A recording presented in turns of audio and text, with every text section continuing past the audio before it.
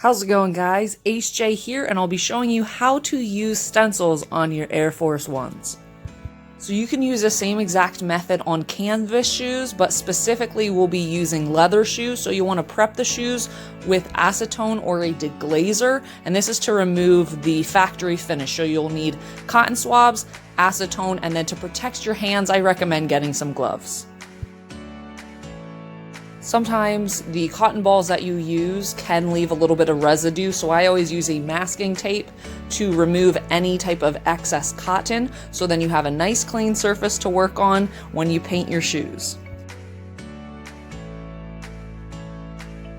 So after you've removed the factory finish with the acetone and made sure that the shoes are clean by removing any excess cotton, you can start weeding out your stencil. So you can order your stencils on my website, hjartistry.com.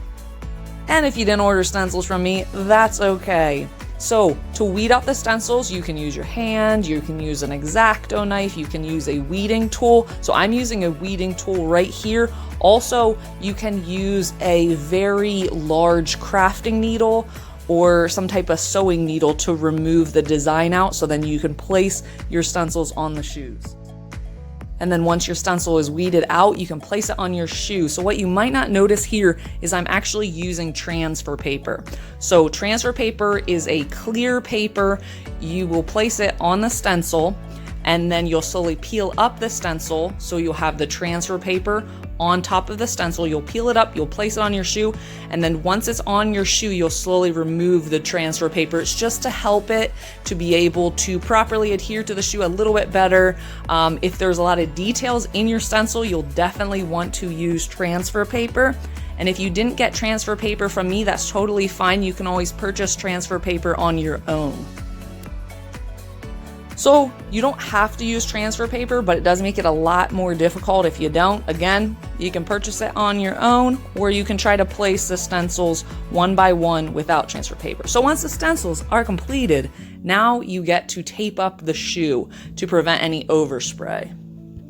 So two methods for doing your shoe. Actually, there's three methods.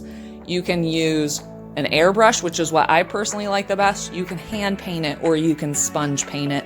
Regardless, you want to do very light layers, and I use masking tape and saran wrap or some type of plastic wrap and electrical tape. So I also have the electrical tape that I personally like to use. Other places will sell it and it'll be listed as vinyl tape. So you're always welcome to do whatever you find works best for you.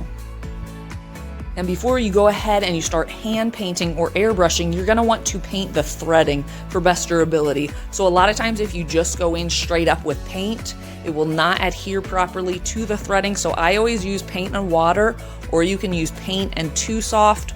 Too Soft is known as GAC 900.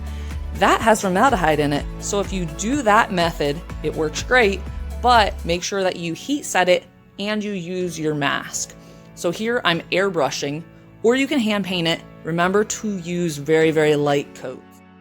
You can use a hairdryer or a heat gun to speed the drying process, and you want to make sure that the paint is completely dry before painting another layer. So every step is very, very important. This step is equally important. You don't want to use too thick of layers of paint. If you have finished your shoe, you start removing the stencil, and you see a lot of paint underneath the stencil. If it has any overspray, anything like that, where it's just got underneath the stencil, that means you did use too thick of layers, or you painted it the wrong way.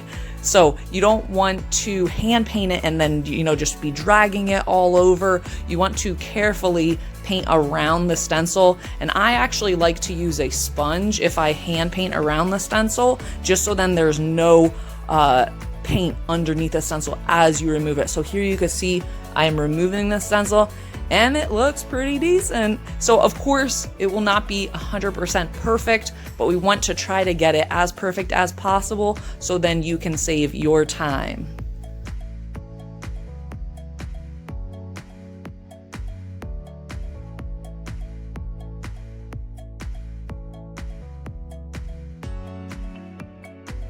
And if you do a good tape job, you won't have to worry about any type of overspray. Of course, there are little accidents that can happen, or any areas that you didn't quite get. So you'll want to go in with a very fine paintbrush and touch up any areas just because you want it to look absolutely perfect.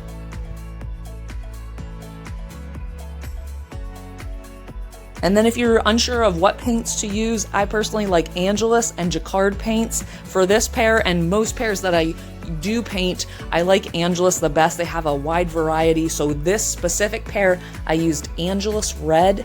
And then if there is any areas that you need to touch up with the white, the Angelus Flat White is almost identical to the white on the Air Force Ones. So this is the before, and you do want to make sure that you use a finisher. So you want to be able to seal the shoe in. I personally like LK Finisher in the factory finish. And here is the after. So if you want to create your own custom shoes, you can purchase these stencils on my website, and by doing so, you're supporting a small business. And inside info, I always tell my clients this as well. Anything that's painted on the toe, it can crease over time, so you'll want to get some type of crease preventers for the toe, or just only paint on the sides. That's another option. Thank you guys so much for watching. Like and subscribe if this video was helpful, and also comment what you'd like to see next. If you purchase from my website, feel free to tag me on social media with your designs. I would love to share. I'd love to see what you do, and thank you all so much for your support.